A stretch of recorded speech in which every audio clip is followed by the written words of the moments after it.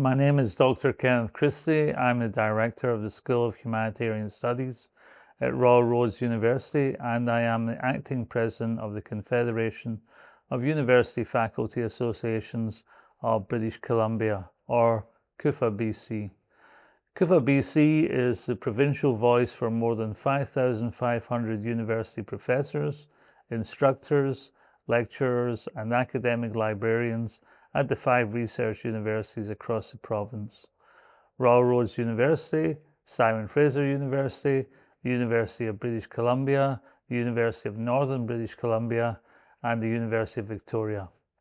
I would like to acknowledge that the land on which CUFA BC's office resides is on the traditional, ancestral, and unceded territories of the Coast Salish peoples, including the Squamish, the Tsleil-Waututh, the Musqueam, and the Stolo nations.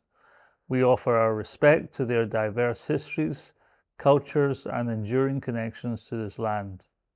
Today, we are proud to celebrate the recipients of the 2026 CUFA BC Distinguished Academics Awards.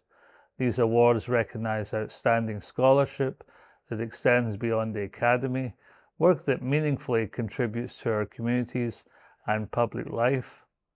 Across British Columbia, faculty are advancing knowledge in ways that shape policy, drive innovation, and deepen our understanding of the world. While much of this work happens outside the spotlight, its impact is profound and far-reaching. These awards provide an important opportunity to recognize that contribution. It is my pleasure to present the 2026 CUFA BC Paz Buttedahl Career Achievement Award to Dr. Mark Jaccard. This award recognizes contributions to the community over a lifelong career dedicated to the pursuit of knowledge and truth, advocacy, and building community and relationships. Dr. Jaccard joins us today to talk about his research. I'm Mark Jaccard, a distinguished professor in the School of Resource and Environmental Management at Simon Fraser University. Can you tell me about your research interests? I'm an economist who studies sustainable energy. And so that's the idea of, can we have energy systems, the energy we use and produce in our economy, that are as clean as possible? So less air pollution in a city and less greenhouse gases causing climate change. So it involves working as an economist with policymakers, but also technical people, so that we understand wind turbines or solar panels or electric vehicles and so on. Great, thank you. Now, this decade we've heard about COVID modelers and climate change modelers, but you're a climate policy modeler. What does that mean? I like a question like this because sometimes people like me, when we're speaking to the public, are worried about a word like modeler. It can seem very abstract to people. And yet people have been getting used to the climate modelers who build large computer models of our climate system to tell us why the weather and climate will change over time. And then in the COVID pandemic, we had modelers telling us that if government had certain types of policies like social distancing and vaccinations, what would happen to the trajectory of a disease? Well, I do the same kind of thing, but with our whole economy and how it uses energy. So I have a large computer model of an economy, such as the Canadian economy, and we simulate the policies that government implements, which could be to put a tax on fuels or some kind of regulation on technologies in order to see if those policies will actually cause the greenhouse gas reductions to prevent climate change. So that's a climate policy modeler. Okay, your nominators describe you as being a household name in Canada as a trusted authority on climate policy and performing an essential duty to help humanity with this urgent threat. You engage the public through accessible books, reports, public talks, and media interviews. Why is it important to you to engage in research that's in the public interest and accessible to the public? I don't think that every academic has to follow the path I did, but in my case, it was always looming large in my mind that society was paying me to do something, to do research that I'm passionate about, and to teach, which I love to do. And I just always felt that that research should be very focused on giving back to society. In other words, helping it with really big challenges. And sustainable energy, especially the aspect of sustainable energy that dominates right now, which is climate change, is a big challenge for society. It's a wicked problem.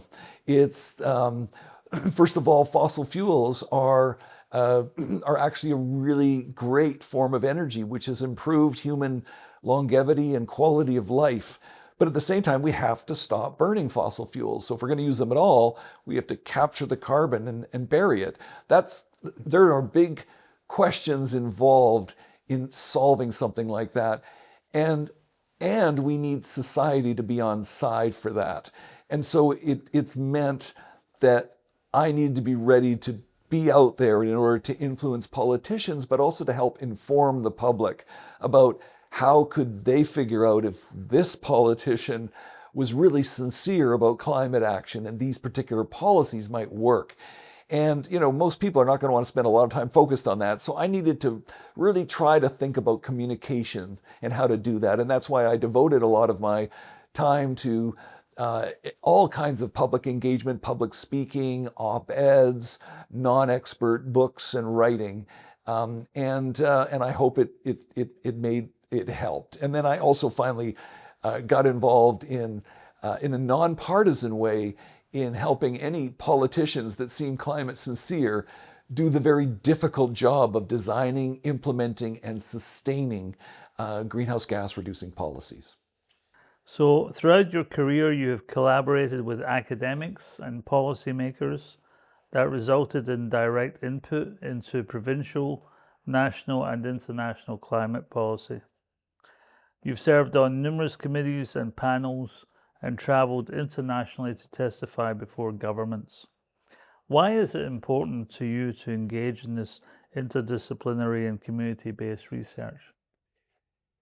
Successful human action on climate to reduce greenhouse gas emissions is by its nature a multidisciplinary or interdisciplinary challenge.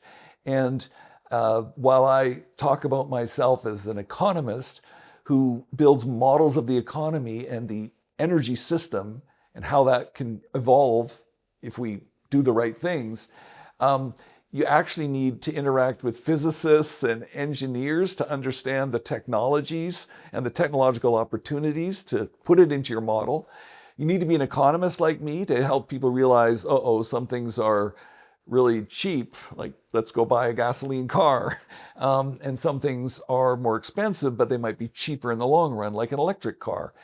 You also then need to understand and work with political scientists and sociologists about policies. How can a politician do the right thing and get reelected, which is very difficult, and they need help with that. And then finally, getting into the world of diplomacy, because it's a global problem and we need groups of countries to work together to show leadership. So that's the interdisciplinary aspect. And I think what one can see from that is there are a community of groups in that, whether it's you're talking about a community of people who are interested in renewable energy, a community of people who are interested in energy efficiency, different towns and cities and what they can do, rural areas. And so it's also meant that I needed to work with others. I needed to learn all the time from other people who engage the public, who engage communities at different levels. And I feel privileged to have been mentored by some really good people, and that's been a big part of my work.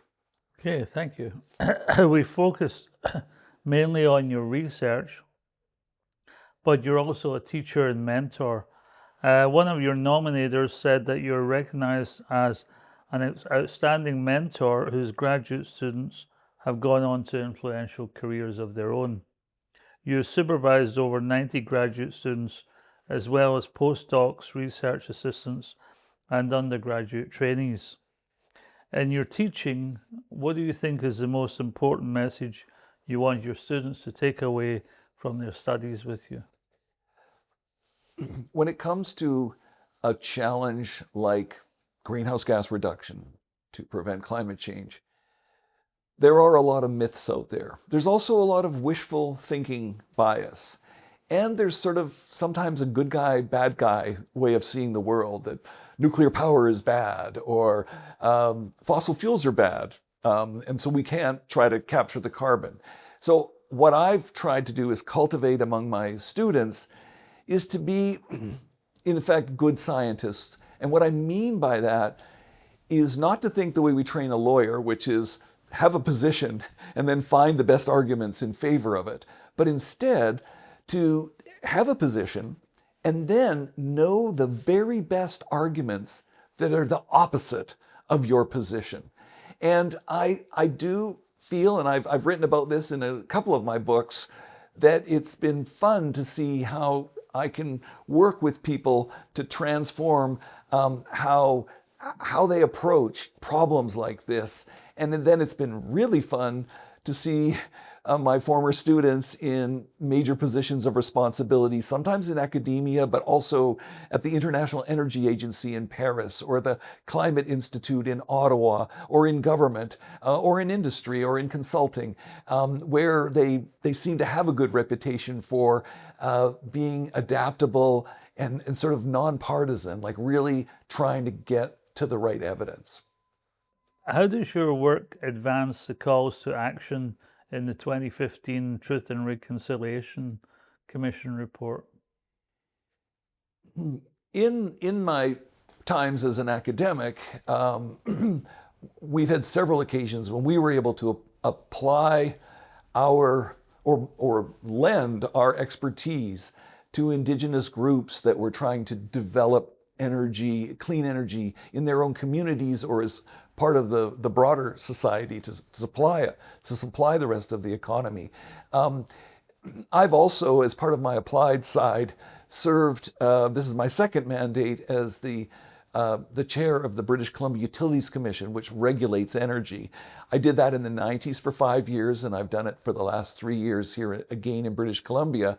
And I don't want to take credit for major progress that we've done, but we've been part of a movement that looks for opportunities where Indigenous groups can have a greater representation before our public processes.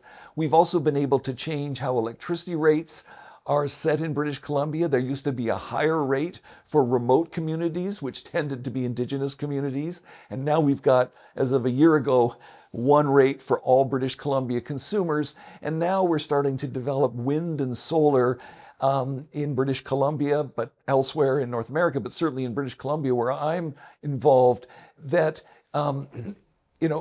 land claims take a long time, but there are ways in which Indigenous groups can be equity owners of a new wind park or solar facility. And that's a revenue stream that can really be used by them to improve all aspects of their communities, their healthcare, their education. And so that's been a real pleasure to play a small role in that, really a small role, but it's a very enjoyable one. This Career Achievement Award recognizes decades of important contributions. So will you now just put your feet up, or do you have new projects that you're going to pursue? I like that question too, because I think in winning this award, for which I'm very appreciative, it's called the Career Award. So it's like, is your career over? And that's because this challenge for humanity is my passion. It's nothing like that for me. As long as my brain is still functioning, I have a couple of projects I'm working on right now. One of them is, again, probably another follow-up book on climate. I would really love to be able to stop writing about climate, but I think it's my duty, and I can see a lot about why we fail now, why we actually sometimes get the right policies in place, and then it falls apart. And so I'm working on a little small book project related to that. Also, what I thought I'd be devoting my career to was a sustainable human presence on this planet, which isn't just about climate change. So there's people who say we have to stop economic growth, but I think it really depends how you define economic growth. And I've written over the years about what would sustainable economic development look like that was growth so that the poorer people on this planet can get better hospital care and medical care and education and housing and security, but it has to be something that isn't destroying the planet. And so I'm working on a project on that as well, and I'm very excited and passionate about it. Great, thank you. And the last question is there anything you wish to say to nominators of the CUFA BC Selection Committee? Yes, I mean, obviously, I want to thank the committee for choosing me, but at the same time, I know this is really a coin toss. And when I read about the other nominees, I did say, okay, if it's me, it's kind of a coin toss. And I really appreciated that CUFA put the profiles of the other nominees up on its website and gave them that profile, because I think, that's me speaking to them, is our positions could easily be swapped. It's fantastic to see some of the work that people have done, and I feel blessed and fortunate and maybe a bit lucky that I happen to have gotten this award, and I'm very appreciative. So thank you for joining me today to talk about your work. I want to congratulate you again on being awarded the 2026 CUFA BC Paz Buttedahl Career Achievement Award as part of our annual Distinguished Academic Awards series. And I look forward to your continued successes at Simon Fraser University. Thank you very much.